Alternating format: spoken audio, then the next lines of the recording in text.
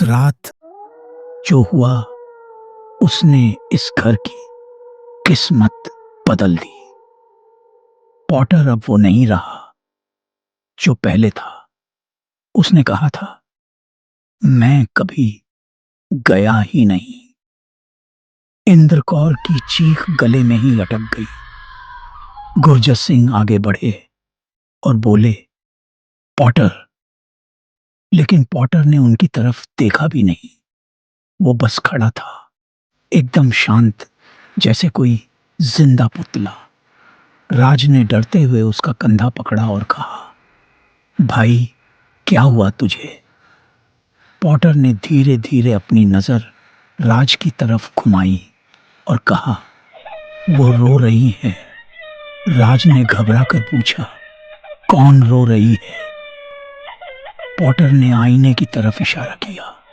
सबने आईने की तरफ देखा। आईना धुंधला हो चुका था, जैसे किसी ने उस पर अभी अभी सांस ली हो। और फिर उस धुंध में धीरे धीरे एक चेहरा उभरने लगा। एक लड़की का चेहरा।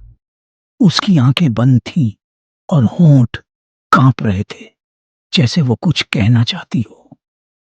अरुषि डरकर पीछे हट गई और बोली, ये क्या है? हसन ने कहा, शांत रहो।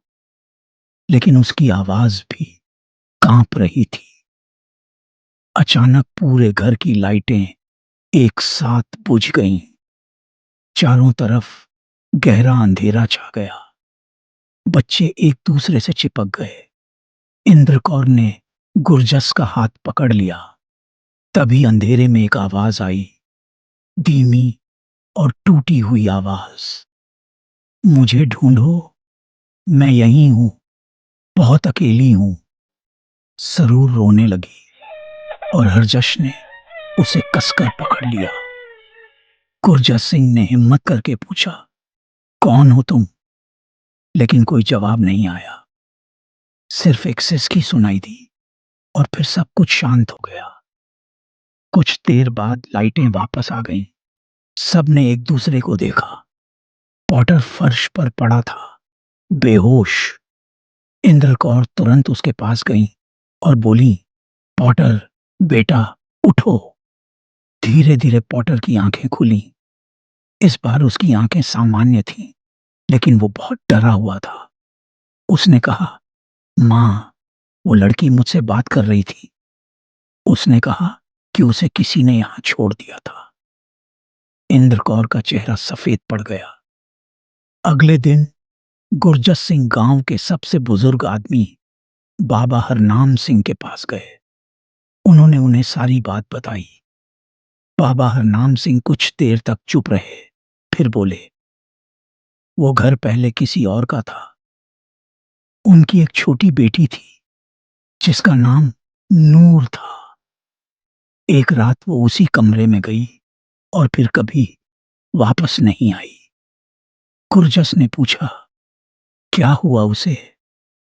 बाबा ने धीरे से कहा, उस कमरे में एक राज छिपा है, जो आज भी वहीं बंद है। गुरजस सिंह घबरा गए। घर वापस आकर उन्होंने इंद्रकौर को सब बताया। इंद्रकौर कुछ देर तक चुप रही, फिर बोली, वो तस्वीर जो अरुषि को मिली थी, मैंने उसे छिपा दिया था। लेकिन आज सुबह वो तस्वीर फिर अपनी जगह पर थी, और इस बार उस पर जो चेहरा मिटा हुआ था वो साफ दिख रहा था। गुरजस ने डरते हुए पूछा, किसका चेहरा? इंद्रकौर की आंखों में आंसू आ गए और उन्होंने कहा, वो चेहरा पॉटर का था। उस रात फिर कुछ हुआ। पॉटर के कमरे से आवाज आई। गुरजस और इंद्रकौर दौड़कर कमरे में पहुंचे। दरवाजा खोला। कमरा खाली था, बिस्तर खाली था, खिड़की खुली हुई थी और बाहर अंधेरे में दो परछाइयां एक दूसरे का हाथ पकड़कर धीरे धीरे दूर जा रही थी। इंद्रकौर चीख पड़ी, पॉटर! लेकिन इस बार अंधेरे ने उसे अपने अंदर खींच लिया। क्या पॉटर नूर के साथ चला गया या नूर उसे अपने साथ ले गई? और वो राज जो उस कमरे में छिपा है, क्या वो अभी भी जिंदा है? सच अभी और गहरा है। इंतजार कीजिए पार्ट 3 का। बच्चों, कुछ कहानियां सिर्फ कहानियां नहीं होती। कुछ सच्चाइयां समय के साथ छुप जाती हैं, लेकिन कभी खत्म नहीं होती। उस रात जो हुआ, वो आज भी उस घर में जिंदा है। अगर तुम भी ऐसी सच्ची और डरावनी कहानियां सुनना चाहते हो, तो इस चैनल को सब्सक्राइब करना, वीडियो को शेयर करना और बेल आइकन जरूर दबाना, क्योंकि अगली कहानी और भी खतरनाक हो सकती है।